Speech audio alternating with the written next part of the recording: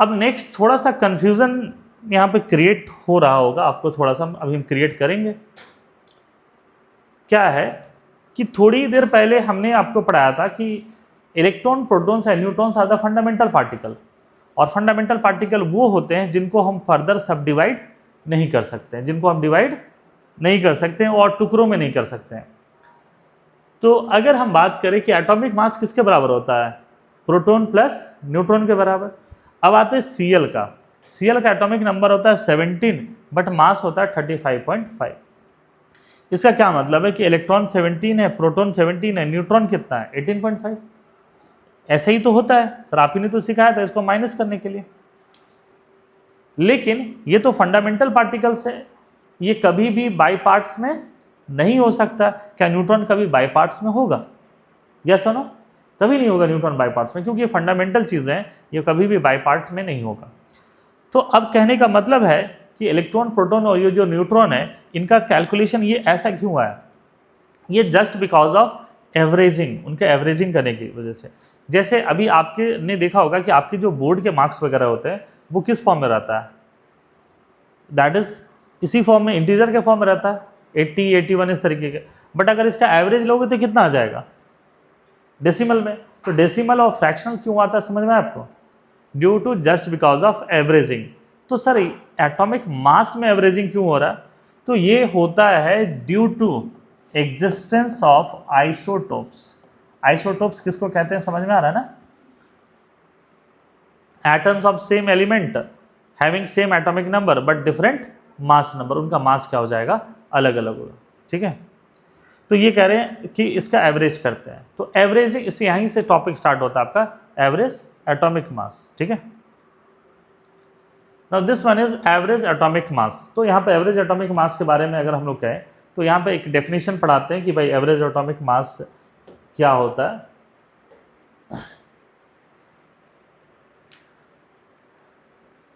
तो अगर हम लोग यहाँ से कहें कि तो एटॉमिक मास की अगर हम लोग बात करें कि एटॉमिक मास फ्रैक्शनल क्यों होता है, तो देखो यहाँ पे क्या कहते हैं कि एटॉमिक मास, इसको डेफिनेशन के फॉर्म में हमने आप लिखवाया भी था क्लास में कि atomic mass is equal to the sum of number of protons and neutrons, so it should be an integer. Sum of two integer will always क्या होता है? इंटीजर। तो इसका क्या होना चाहिए? इंटीजर होना चाहिए। But some elements have fractional और डेसिमल एटॉमिक मास। और ये क्यों होता है? तो it is due to the existence of their isotopes, और in this case we takes their averages. तो ड्यू टू एवरेज, एवरेज लेने के चक्कर में इनका जो मास होता है वो क्या होता है? डेसिमल में या फ्रैक्शनल में होता है। तो ये डेसिमल या फ्रैक्शनल में क्यों हो रहा है, ये चीज़ समझ में आ रहा है आपको? इसी चीज़ों को अब अगर मान लो कि हम एवरेज एटॉमिक मास की बात करते हैं, तो एवरेज एटॉमिक मास किसके बराबर हो जाएगा? तो that is total mass by उसके जो परसेंटेज ऑफ ऑकरेंस होते हैं, जो नेचुरल में, नेचर में जो एग्जिस्ट करते हैं, उसके बारे में हम लोग बात करते हैं।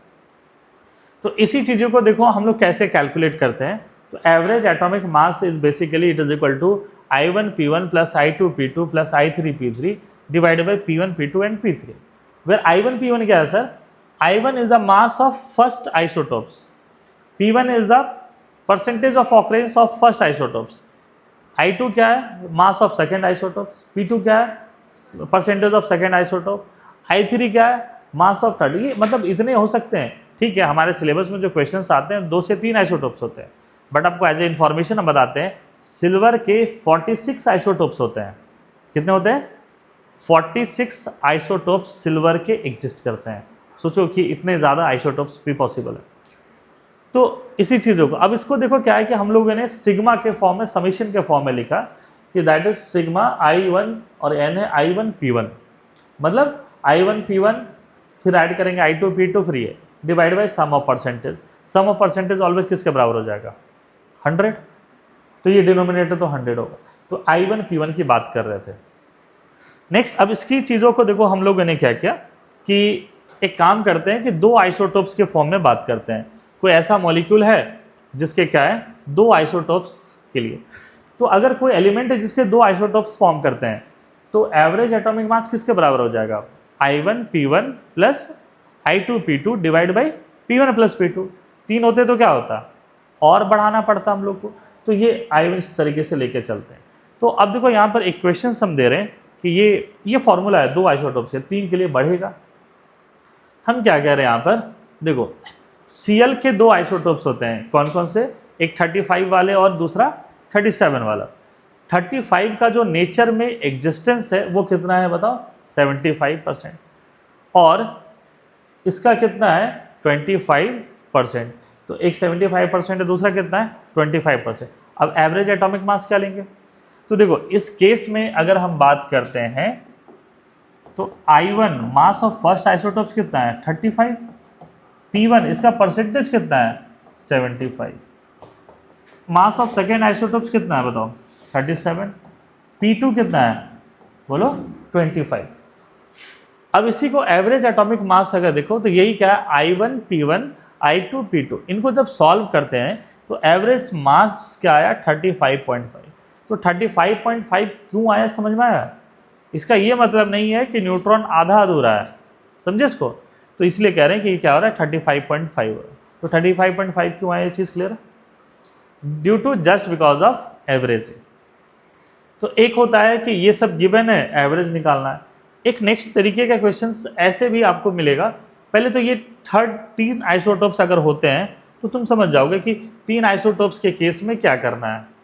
अगर कोई एटम है जिनके 3 आइसोटोप्स हैं, ये जेई में आईआईटी में पूछा हुआ भी यही क्वेश्चंस कि 3 आइसोटोप्स का बताइए, बहुत इजी सा क्वेश्चन था आयरन वाला। तो average atomic mass of 3 isotopes क्या हो जाएगा, तो ये बेसिकली किसके बराबर है, I1 P1 plus I2 P2 plus I3 P3 divide by P1 plus P2 plus P3। तो ये किसके लिए, 3 के लिए। जैसे जेई का एक क्वेश्चन था कि इसका निकालिए, जैसे आयरन 54 है ये 5% है, आयरन 56 है ये 90% है, और आयरन 57 जो है ये भी 5% है। तो इनका एवरेज एटॉमिक मास निकाल लोगे, एकदम ईजी है, ये वैल्यू पुट करना है और यहाँ से निकालो। सोचो ये आईआईटीज में इस तरीके के क्वेश्चंस पूछेगा, करीब 10 से 15 क्वेश्चंस इजी हो सकते हैं आईआईटीज में भी, ये रहते हैं। एक है दूसरे तरीके का क्वेश्चन, ऐसा पूछा जा सकता है कि परसेंटेज गिवन है और उसका आप कैलकुलेट करिए, जैसे इस क्वेश्चन में, ठीक है। इस क्वेश्चन में क्या है, if average atomic mass of B10 and B11 is 10.8 AMU atomic mass unit, then find the percentage of B10। मतलब एवरेज गिवन है, 2 आइसोटोप से, तो परसेंटेज बताना। तो देखो अगर स्कूल में सॉल्व करोगे तो ऐसे सॉल्व करोगे, let the percentage of B10 equal to x, तो 11 का क्या हो जाएगा 100 माइनस x। तो नाउ एवरेज एटॉमिक मास क्या हो जाएगा, I1 P1 और I2 P2 divide by sum of percentage. तो P1 प्लस P2 का सम क्या हो जाएगा, ऑलवेज 100, तो ये आ जाएगा।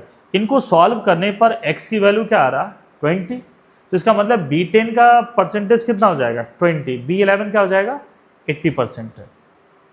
तो इस तरीके से इसको सॉल्व कर सकते हैं।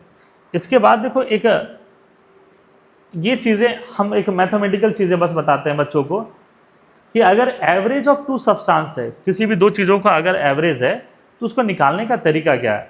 तो देखो अगर एवरेज ऑफ 2 है, ए और बी है, अगर परसेंटेज ऑफ ए निकालना आपको, एक काम करिए, एवरेज माइनस अपोजिट वाले को लिखिए, that is B divide by क्या हो जाएगा ए माइनस बी इंटू क्या हो जाएगा 100। अगर परसेंटेज ऑफ बी निकालना है तो एवरेज माइनस अपोजिट क्या हो जाएगा ए, और मॉड में, अच्छा मॉड इसलिए रख रहे हैं कि परसेंटेज नेवर भी negative, percentage of occurrence negative थोड़ी हो सकता है, तो मॉड में क्या हो जाएगा ए माइनस बी रखो या बी माइनस ए इंटू क्या हो जाएगा 100। ये 2 चीज़ों का एवरेज के लिए करते हैं। अब इसी चीज़ों को देखो यहाँ समझाएं, देखो कितना इजी वे में लिखा है, कोई एक्स एज्यूम नहीं करना। परसेंटेज ऑफ B10 निकालना है तो एवरेज कितना था 10.8 माइनस क्या हो गया अपोजिट 11 वाला डिवाइड बाई मॉड में ये, तो यहाँ से क्या हो गया दैट इज 20% आ गया। तो कैसे कैलकुलेट करना है ये समझे इसको। एक ये क्वेश्चन है, ये जेईई मेन का क्वेश्चन है, एडवांस का क्वेश्चन टफ था, जेईई मेन का क्वेश्चन देखो कंपेरेटिवली मतलब एडवांस का इजी था, जेईई मेन का टफ था। इस क्वेश्चन में क्या बोलेगा कि average atomic mass of magnesium 24, magnesium 25 and magnesium 26 is 24.31। इनकी वैल्यू क्या है 24.31। If percentage of magnesium 24 is 79, then find the percentage of 26. इसको कैसे सॉल्व करेंगे आप? तो देखो, लेट अगर यहाँ पे 24 का परसेंटेज गिवन है, कितना गिवन है बताओ? 79। तो अगर 26 को कैलकुलेट करना है, इसको x मान लिया, तो ये 25 कितना हो जाएगा? बोलो 21 माइनस एक्स, जो रिमेनिंग है, क्योंकि अगर ये 79 हो गया तो ये दोनों क्या होगा? 21। अब यहाँ से सॉल्व कर सकते हैं। तो एवरेज एटॉमिक मास जो होगा that is 24.31, it is equal to I1 P1। तो I1 कितना है? 24। तो क्या हो जाएगा? 24 इंटू 79 प्लस 25 इंटू क्या करना पड़ेगा आपको? 21 माइनस एक्स। इसको क्या करना होगा? 21 माइनस एक्स, इसको डबल ब्रैकेट में, प्लस 26x, और इसको डिवाइड किससे कर देंगे? सम ऑफ परसेंटेज दैट इज इसको 100। तो क्या यहाँ से 100 निकल सकता? इसके x की वैल्यू निकल जाएगा। तो जो x की वैल्यू निकलेगा वही उसका परसेंटेज होगा। यहाँ तक चीज़ें क्लियर है? कैसे हम लोग कैलकुलेट करेंगे एवरेज एटॉमिक मास, यहाँ तक की चीज़ें। इसमें कोई दिक्कत? इसके बाद जो नेक्स्ट टॉपिक